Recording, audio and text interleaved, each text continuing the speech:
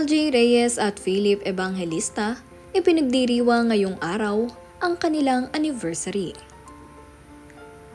Bago ang lahat, huwag niyong kalimutang mag-subscribe at pindutin ang notification bell para maging updated sa ating mga susunod na videos.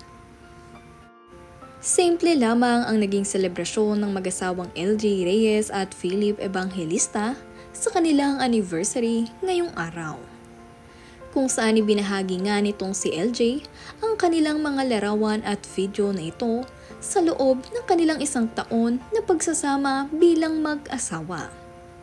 Sabi nga nito sa kanyang caption, "If the past year is the glimpse of what forever looks like with you, it will be a blast. I definitely am so blessed that God had it planned for you to be the one I spend the rest of my life with. Thank you for everything.